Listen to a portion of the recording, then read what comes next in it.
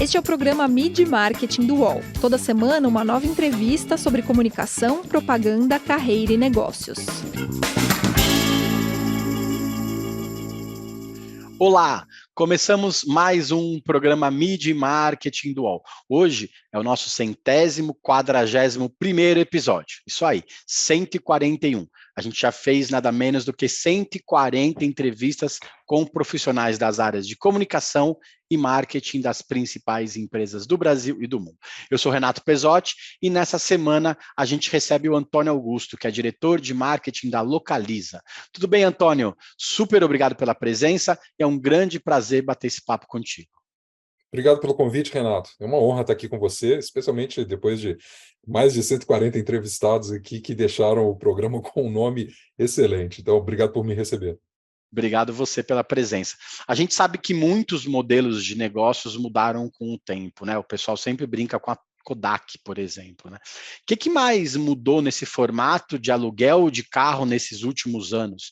E como que o marketing, como que a comunicação da empresa foi extremamente importante para acompanhar essa mudança toda do mundo? Interessante essa pergunta. A mudança que aconteceu no nosso negócio, tanto de aluguel quanto de venda de carros, foi uma mudança, na verdade, em reflexo ao comportamento do nosso cliente. Esse cliente que, alguns anos atrás, primeiro era muito restrito, né? Então, a locação de veículos ou até a posse de um veículo era uma fração da nossa sociedade que podia ter acesso, ele se massificou muito nos últimos 10 anos. Então, se a gente olha a perspectiva da locação de veículos versus, por exemplo, o poder de compra do salário mínimo, você hoje tem uma capacidade dentro da sociedade brasileira muito maior de alugar, e isso também foi essa mudança também foi um reflexo do comportamento do consumidor quando a gente olha sobre a ótica de digitalização, né? O cliente, nos últimos 3, 4 anos, ele se tornou extremamente digital e ele passou a fazer uso dessas plataformas de mobilidade, como a nossa e algumas outras que também compõem o dia a dia do cliente, de uma maneira que, há algum tempo atrás, a gente sequer imaginava, né? Então, para ilustrar isso, Renato, quando você vai alugar um carro hoje, aproximadamente 4, 5 anos atrás, se você tinha uma perspectiva de ter que assinar muitos papéis, muita burocracia, hoje você já pode, pelo aplicativo, fazer uma selfie, o carro destranca do seu lado, você pega a chave no porta-luvas e vai embora, né? Que é o Localiza Fast. Então, esses processos que eles se tornaram muito mais dinâmicos, muito mais fáceis, e permitiram que o cliente encontrasse numa plataforma que não é nova, né? Alugar veículos não é uma novidade, mas possibilitou que eles encontrassem uma experiência extremamente inovadora e contemporânea, fizeram com que o negócio expandisse muito, além do que, obviamente, o poder de compra da população, que aumentou significativamente. Um ponto interessante também dessa mudança é que, originalmente, a locação de veículos ela era muito voltada para o público empresarial. Então, você alugava um carro em viagens, e era raro você encontrar alguém que alugava carro a lazer, né? Com o passar do tempo, esse produto ele se tornou também quase uma parte integral de uma programação de férias bem planejada. Então, quando você quer mobilidade, você quer tranquilidade, você quer flexibilidade, o carro acabou se tornando um elemento comum, o que era uma realidade muito de quem viajava para fora do país, né? Então, as pessoas estavam acostumadas a ir para o exterior, para os Estados Unidos, e alugar carro, e aqui no Brasil não tinha esse costume. E acabou que essa mudança de comportamento também se refletiu nas modalidades de locação. Então, hoje você tem desde uma locação diária, né, para quem está fazendo uma viagem a lazer, por exemplo, uma viagem a turismo, a trabalho, ou uma locação mensal para quem precisa de um carro durante um determinado período, e o que você acompanhou provavelmente aqui nos últimos meses, nos últimos anos, o surgimento da assinatura, que é um tipo de locação em que você fica durante 1, 2, 3 anos com o carro, que é entregue 0 quilômetro para esse cliente. Então, isso tudo fez com que, se você olhasse para 3, 4 anos atrás, o universo da locação, o universo do acesso aos veículos se transformasse completamente, desde a jornada, passando pelos produtos e pelo tamanho do universo de pessoas que hoje faz uso dessa modalidade. Legal você falar disso, né? Porque antigamente, como você disse, a gente alugava, né, pessoas físicas, né, não PJs, para, na maioria das vezes, passear, né, de turismo, para fazer uns passeios turísticos nas cidades que a gente ia visitar. Hoje as locadoras também se tornaram parte importante da fonte de renda para as pessoas, né? Com os aplicativos de mobilidade, muita gente passou a alugar carro para trabalhar, né? É uma outra forma de a gente ver o aluguel de carros, né? As locadoras também passaram a vender seus carros, sei lá, de forma mais veemente, a gente pode falar. A gente sabe que sempre vendeu, mas agora a gente tem mais acesso a essa compra e venda de carros de locadoras. E como você disse, as montadoras também passaram a alugar carro, né? Por assinatura, por 1 ano, 2 anos. Como que é adequar a comunicação para tantos e diferentes públicos-alvo? Porque, na verdade, você fala de uma marca como um todo, né? A gente conhece a Localiza como uma empresa que aluga carros, mas na verdade ela faz tudo isso de forma aberta para diferentes pessoas. Como que é essa adequação do que vocês fazem e como entregar a comunicação correta para a pessoa que precisa daquilo naquele momento? Perfeito. Eu acho que se a gente fizer um paralelo com a forma como a gente se comunicava antes, a forma como a gente se comunica agora, né?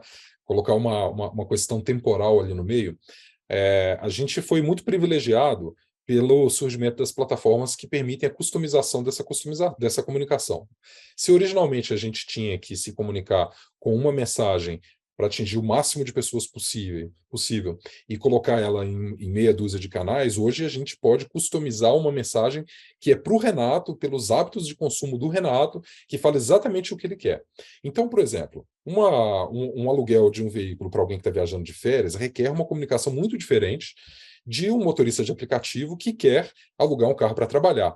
O que o Renato, por exemplo, quando está viajando de férias, quer é um carro confortável, com porta-mala grande. Já o motorista que quer um carro para rodar no dia a dia, ele quer um carro econômico, seguro. Como que essas duas comunicações de uma mesma empresa saem para atingir públicos distintos, né?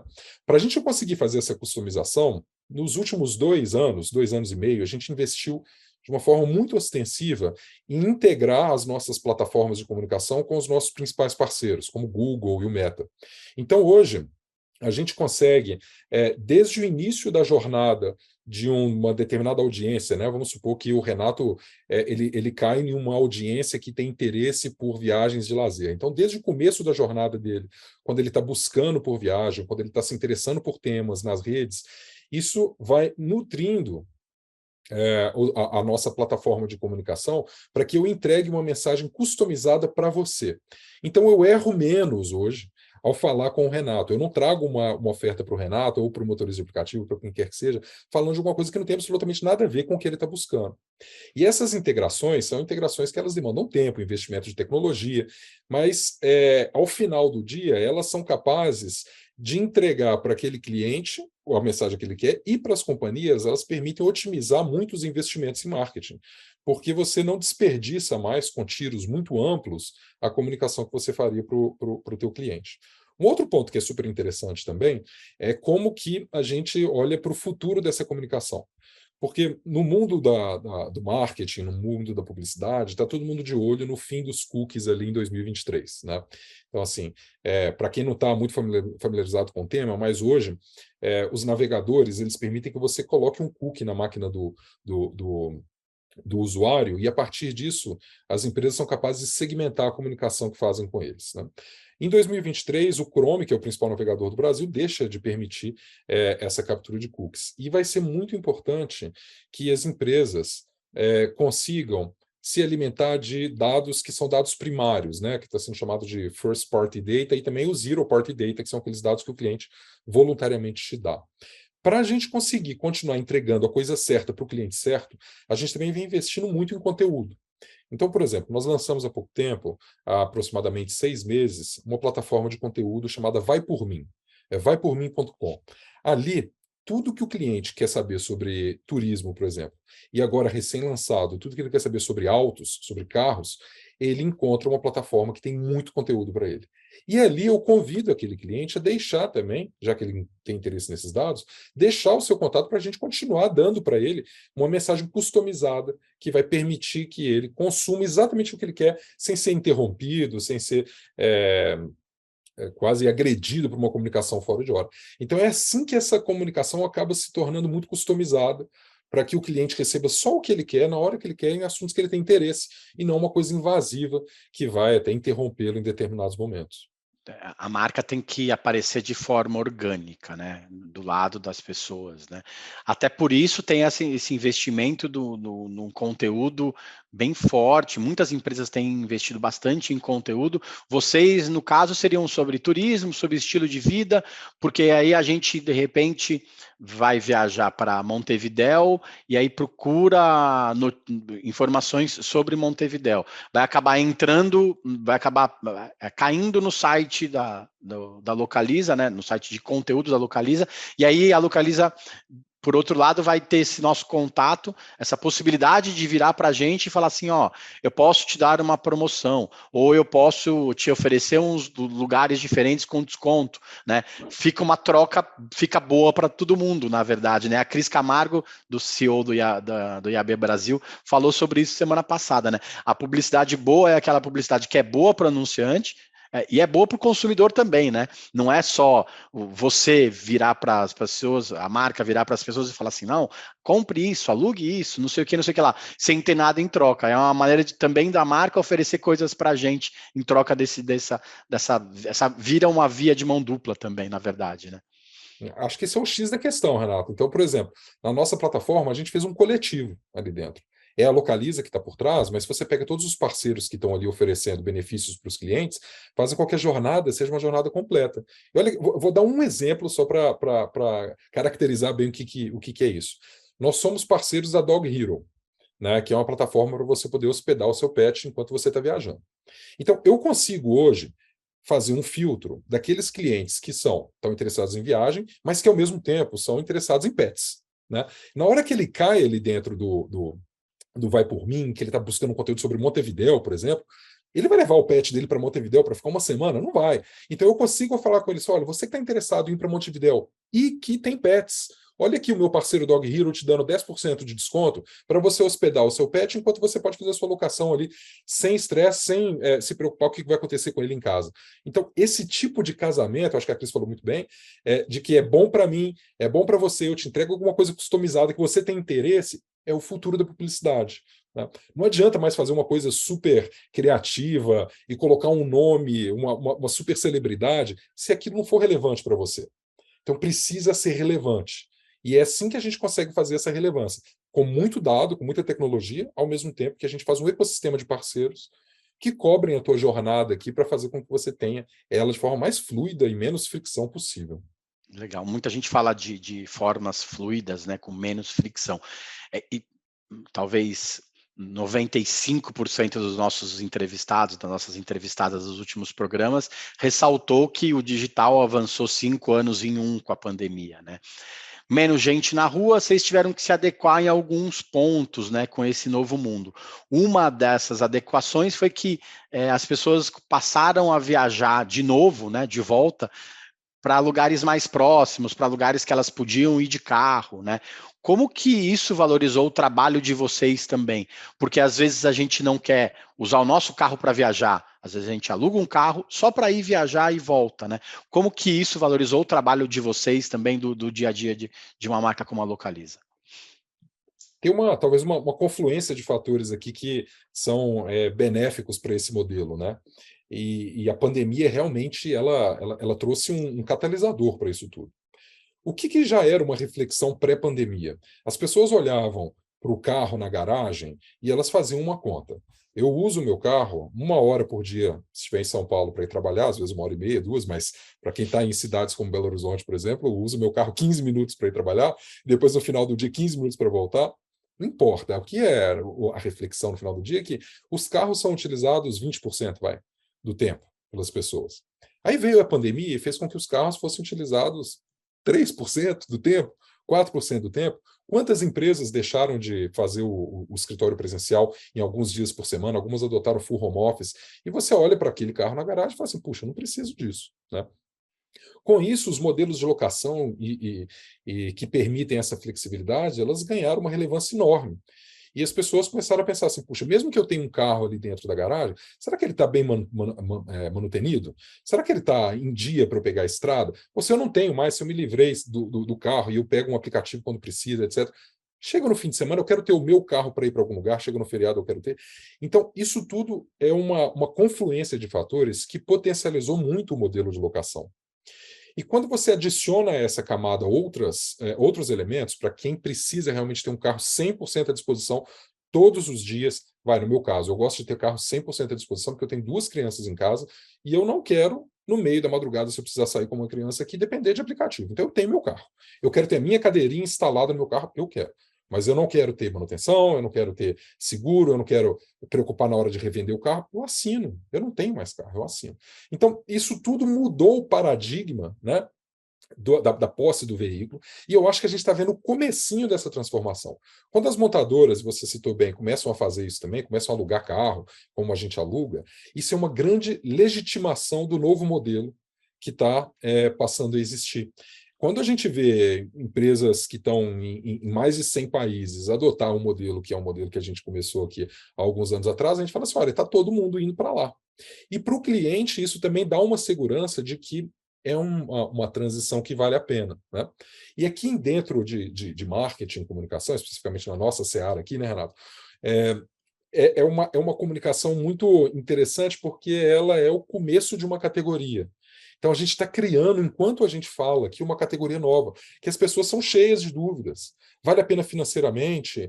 Como que vai acontecer no caso de um sinistro? Puxa, como que funciona se eu preciso de colocar um motorista adicional que não tinha antes? Qual que é o nível de burocracia para assinar o contrato? Tudo isso é muito novo na cabeça das pessoas. Então a gente tem um trabalho que não é um trabalho só de convidar as pessoas para consumir algo no curto prazo, mas é um trabalho de educá-las sobre uma nova forma delas viverem a mobilidade delas, seja em centros urbanos ou no interior. Então, a gente sai de uma comunicação que é relativamente transacional e rápida, cara, é aquela mensagenzinha no seu feed, é o 30 segundos, para ter conteúdos que são profundos e fazem com que a pessoa olhe sobre os diferentes aspectos, como que aquele novo hábito que ela está começando a criar aqui naquele momento realmente traz um benefício ou uma facilidade para ela. É assim que a coisa está se moldando, e eu acho que é só o comecinho do que a gente vai ver nos próximos 10 anos. Legal. A gente vai ter muita mudança num curto período de tempo, né? Com certeza. A gente vai para o intervalo, daqui a pouco a gente volta com o Antônio para falar um pouco mais sobre criação de conteúdo, já que a Localiza tem investido bastante nisso, e sobre a importância dos influenciadores nesse novo marketing que a gente tem desenhado nos últimos meses, provavelmente, né? A gente volta já já. Futebol sem fronteiras. O jogo jogado dentro do campo e fora dele. Bastidores, economia, política, turismo. O podcast do UOL para quem gosta de futebol internacional e tudo o que vai além de um simples grito de gol. Futebol sem fronteiras. Toda quinta, comigo, Júlio Gomes e Jamil Chad, no canal UOL. Voltamos. Essa semana a gente recebe o Antônio Augusto, que é diretor de marketing da Localiza. Hoje em dia, os anunciantes precisam batalhar ainda mais pela atenção do consumidor, né? As empresas, elas disputam espaço na cabeça das pessoas com outras marcas do mesmo mercado, com marcas de outros setores, com empresas de entretenimento, com canais de streaming. É muito conteúdo, né? Que a gente estava falando sobre isso, para a cabeça de uma pessoa só. Como que estar no meio dessa mudança toda que a gente tem atravessado nos últimos anos? Eu acho que esse é o que tira o sono da maioria dos marqueteiros, né? Como que você se faz relevante no meio de tudo isso que está acontecendo? E eu me lembro, quando eu estava estudando não vou falar quanto tempo atrás, vai, Renato, senão eu vou entregar algumas coisas aqui, mas quando eu estava estudando, um tempo atrás, eu tinha um professor, chamava Frederic Dalsassi, e eu nunca esqueci esse cara, porque ele falava que o grande mal dos marqueteiros é que eles se apaixonam pelo próprio produto, e eles acham que todo mundo também é apaixonado pelo seu produto e que, né, vai dar o mesmo nível de atenção e de interesse para esse produto. E que a verdade é que o bom marqueteiro é aquele que se apaixona pelo cliente, e não aquele que se apaixona pelo produto. Né? O produto ele tem que viver o que o cliente quer que seja entregue. Então, eu acho que a grande sacada para se fazer notado, né, para que a comunicação tenha realmente algum tipo de relevância na cabeça do cliente, é quando ela entrega aquilo que o cliente quer. Porque a gente pode se atrever a investir um caminhão de dinheiro para que o nosso produto ele esteja com uma frequência e uma cobertura enorme, que são as duas métricas tradicionais, né, de qualquer campanha publicitária. Mas, se não for interessante para o cliente, se ele não tiver no momento certo de compra, aquilo vai entrar por um ouvido e sair pelo outro. Para que isso seja transformado, então, em algo que realmente vai fazer sentido para ele, é preciso que as jornadas sejam muito bem mapeadas e você compreenda a hora que um cliente entra na jornada correta do teu produto. E os sinais que ele te entrega, especialmente no ambiente digital, são tão diversos e tão claros que no momento que você masteriza esses sinais, desde o princípio das relações, né, desde o princípio ali, nas redes sociais, você consegue fazer um listening que vai trazendo para você elementos que permitem que você enxergue que um cliente está entrando em uma jornada de assinatura, uma jornada de aquisição de veículos, uma jornada de locação, e a partir desses sinais você construi uma mensagem que chega para ele na hora certa. Precisa ser a mensagem mais maluca do mundo, com talvez a personalidade mais conhecida do planeta? Não, não precisa, se você acerta a jornada. Mas qual é o problema dessa receitinha que parece uma receita relativamente simples, né, Renato? O problema é que nem sempre os produtos estão maduros o suficientes para que você construa uma jornada tão clara como essa. O carro por assinatura é um desses produtos. É um carro que está numa jornada ainda não óbvia, porque o segmento é novo. Aí a tradicional fórmula de começar a criar consciência sobre a existência da categoria passa pela recorrência, passa pela frequência e passa, sim, pelo uso intenso de influenciadores, de celebridades, que trazem consigo a audiência já cativa, né? Então é preciso entender a maturidade da audiência, é preciso entender a maturidade do produto, se apaixonar pelo cliente, para que o cliente saiba, para você saiba com muita clareza, né, o que ele quer, de forma que a mensagem seja customizada, e mesmo se você está num momento de completa imaturidade do teu produto, você consegue colocar ela num veículo, nesse caso um influenciador, ele vai trazer uma audiência que se engajará, porque faz sentido do ponto de vista da jornada que você quer ou que aquele cliente quer iniciar. É assim legal, que eu vejo, Renato. É legal você citar isso, dessa relevância dos influenciadores, dos criadores de conteúdo, porque isso tornou, hoje em dia, muito importante para o marketing. Não existe marketing sem uma área de influenciadores, né? Do outro lado, tem o perigo de atrelar o nome de uma marca que é super tradicional a uma pessoa que está possivelmente pode cometer erros no dia a dia, né? Como que vocês escolhem esses criadores, esses influenciadores que estão relacionados à marca? Para vocês, como uma locadora de carros, que fala muito de turismo, de estilo de vida, é importantíssimo ter esses criadores de conteúdo parceiros, né? Como que é escolher o nome dessas pessoas sem que um deslize acabe respingando na marca, na história da marca, né? Pois é.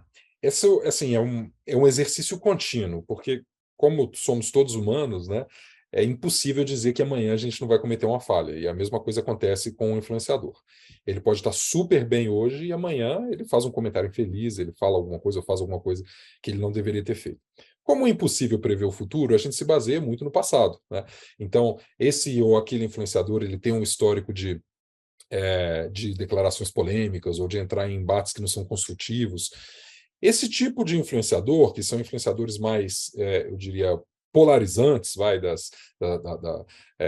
das discussões, são influenciadores que usualmente a gente não tem no nosso portfólio, porque a nossa marca se propõe a ser uma marca democrática, uma marca para todo mundo, uma marca que está ali para falar de coisa boa, está para falar de, sabe, poxa, de viagem, de gastronomia, de fotografia, são coisas super positivas. Então, a gente sempre olha para o passado para tentar prever o futuro. No entanto, Renato, a gente tem uma estratégia de usar muito pouco influenciadores que são enormes. A gente conta nos dedos das mãos os influenciadores que são muito grandes.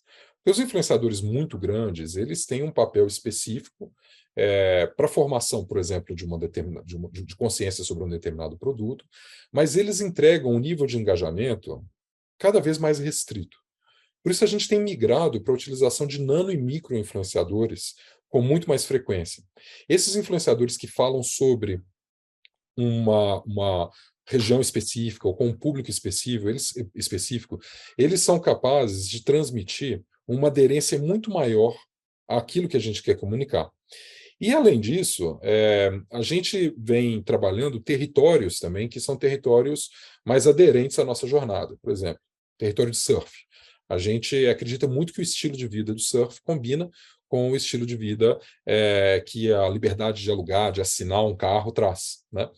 E ali dentro, a gente trabalhou desde micro-influenciadores até um influenciador enorme, como o Pedro Scooby, que traz uma janela, né, de visibilidade sobre a nossa marca muito grande. Então, essa combinação, no final, é que faz com que a gente tenha um portfólio ideal de gente que conversa diretamente com a sua audiência, né, de forma bem próxima, que são os micro e os nano influenciadores, e, vez por outra, os grandes influenciadores que vão trazer massa crítica para dentro da marca.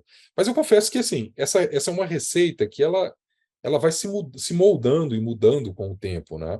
A gente viu recentemente que o Brasil tem mais influenciadores do que dentistas, né? Isso, inclusive, eu acho que foi noticiado também por você, se eu não me engano. O que mostra que esse mercado está em franca expansão. Então, o que vai acontecer com esse mercado de influenciadores daqui a 3, 4 anos, especialmente quando você tiver uma restrição maior, restrições de privacidade maiores, né? O que esse mercado vai aparecer? Eu acredito que vai exigir uma reflexão de como que as marcas também se relacionam com esses possíveis transmissores de conteúdo. Esse relacionamento das marcas com as pessoas, eles, durante muito tempo, passou pelas agências de publicidade, né? As agências que levavam os insights, as ideias para as marcas, e aí ficava meio que tudo girando no mesmo círculo, né? As agências, as marcas, etc. e tal. Vocês mudaram esse formato recentemente, vocês lançaram uma in-house, né? Que é uma agência de publicidade interna. Alguns anunciantes têm investido nisso, né? Nesse formato, seja via terceiro, uma empresa que vai lá e coloca uma agência de publicidade dentro da sua empresa, ou criando uma estrutura própria, né? Qual o grande diferencial de ter uma equipe interna assim, né? E é um formato também que se encaixa com agências externas, porque talvez não dê para se fazer tudo internamente. Qual que é o seu primeiro olhar sobre esse tema que tem sido bastante discutido no meio da publicidade? Realmente uma discussão que está quentíssima nesse momento.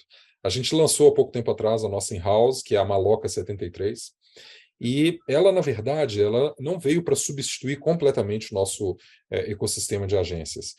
A gente continua com os nossos parceiros da Artplan e da A-Lab, que são responsáveis pelo arco criativo das marcas, né? Então, eles têm um potencial de criação, e esse potencial ele talvez seja quase impossível para uma empresa construir internamente desse potencial, porque um diretor criativo, sabe, que atende 3, 4, 5, 6 marcas, ele acaba vivendo um mundo que, dentro das empresas, é muito restrito ao que é somente da própria empresa. Por outro lado, as in-house, elas vivem o dia a dia da empresa e o cliente com uma proximidade infinitamente maior do que as agências de publicidade. Então, o encontro entre os dois mundos, na minha percepção, é o ideal. A gente vai sempre manter os nossos parceiros, que são os nossos parceiros do arco criativo, mas a gente quer a celeridade e a proximidade com o cliente que uma agência interna, só uma agência interna pode oferecer. E o modelo que a gente adotou foi um modelo realmente de contratação. Então, as pessoas são funcionários da Localiza, elas trabalham para toda a plataforma da Localiza, elas têm o crachá verdinho ali dentro, apesar de estarem dentro da Maloca 73. Eu vejo alguns colegas também que fizeram isso por agências terceiras. Qual modelo está certo? Eu acho que a gente vai responder esse modelo de uma forma não binária, né? Não vai ter certo e errado. Eu acho que é preciso olhar quais são as necessidades de cada uma das empresas e até a flexibilidade que as empresas têm. Eu estava conversando com uma colega que trabalha para uma empresa norte-americana e ela queria muito criar uma in-house, mas ela virou e falou assim, eu não vou conseguir nunca aprovar headcount para aprovar, então eu preciso deixar esse headcount alocado em outro lugar. Então a minha solução eu vou contratar uma agência que vai ficar dentro de casa, todo mundo vai sentar aqui do meu lado, mas vai ser uma agência terceira, porque eu não consigo aprovar com os Estados Unidos, com a matriz dela, headcount. Então, cada empresa tem a sua particularidade e o que ela precisa. No nosso caso aqui, o que a gente precisa muito é ser capaz de responder à necessidade do cliente, aos desenvolvimentos do mercado, com a celeridade que um modelo que passa por brifar, passar por um atendimento brifa uma criação faz um primeiro protótipo, né? Primeira resposta, debrifa com a empresa, esse modelo não funciona. A gente adotou a metodologia ágil para marketing há aproximadamente 1 ano e meio, e tudo acontece em ciclos quinzenais, as nossas sprints. Um processo de briefing, debriefing, criação, etc., já estoura os nossos prazos quinzenais. Então, poxa, mas eu quero pensar o arco criativo da marca.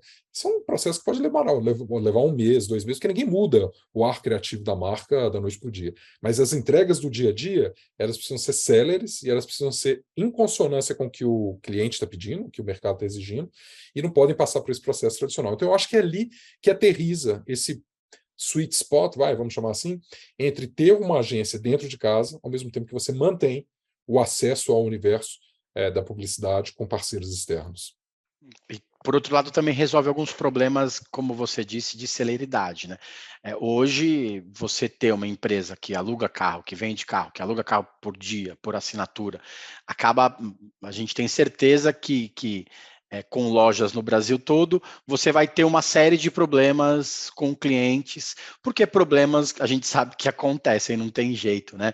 Todo mundo tem aquela coisa, né? Tem que sair tudo o prato certinho da cozinha, mas às vezes o cozinheiro vacila, não tem jeito, né? O que isso faz?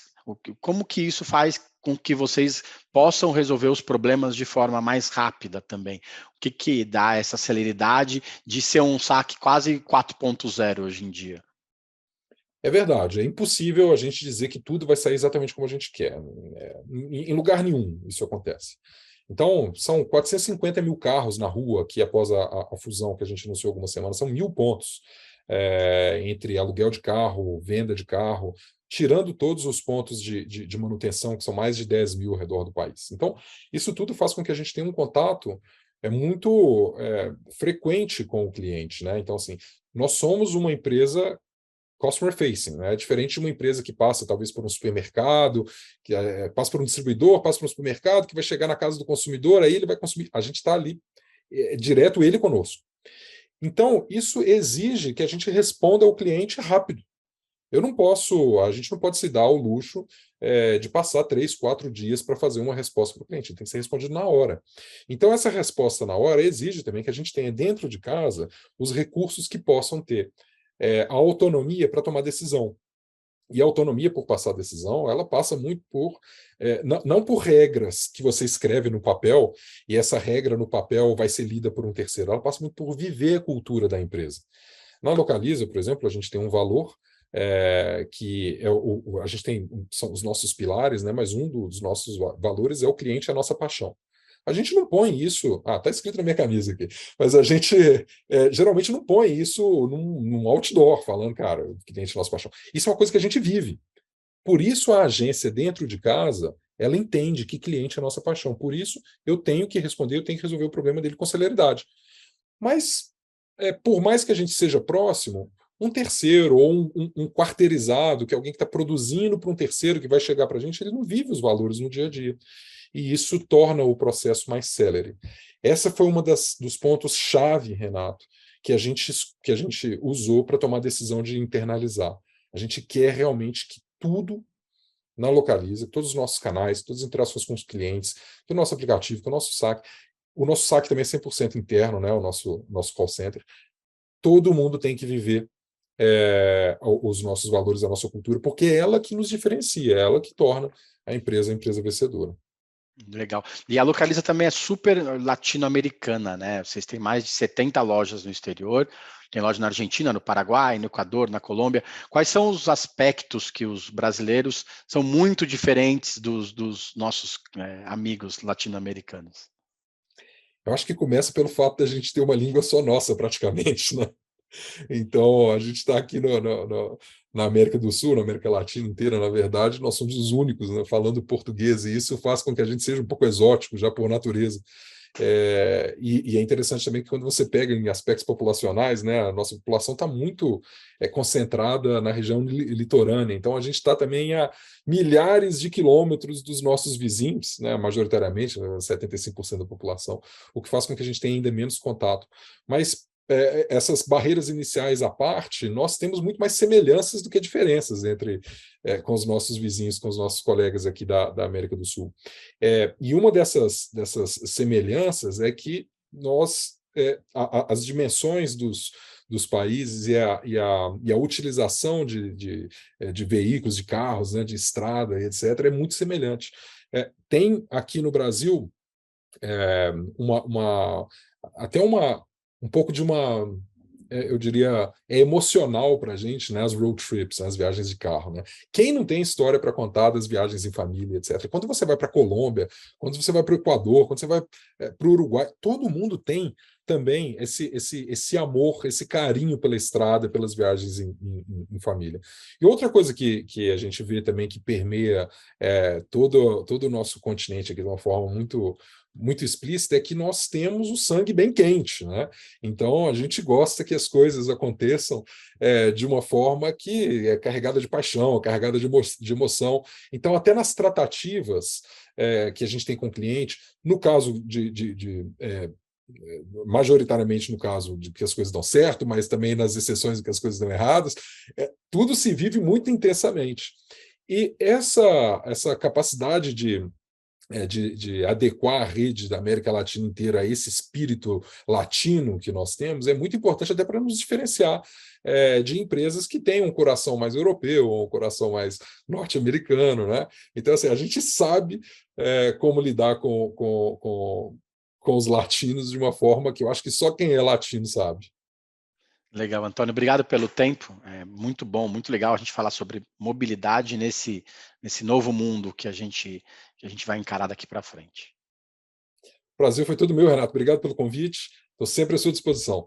Valeu, Antônio, obrigado. Para quem está chegando agora, a gente tem mais de 140 episódios aqui no YouTube, no Spotify e no Apple Podcasts. Tem muito conteúdo, muita gente bacana, muita história legal sobre propaganda, sobre marketing, sobre comunicação. Toda segunda-feira, 14h, a gente está aqui no UOL com um programa novo para vocês. Valeu, gente, obrigado. Semana que vem tem mais. Os podcasts do UOL estão disponíveis em todas as plataformas.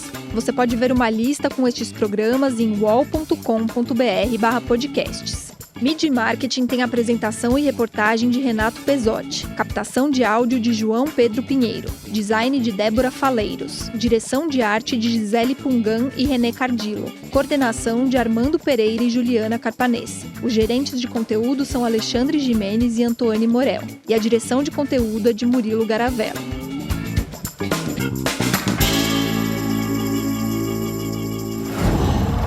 Uau!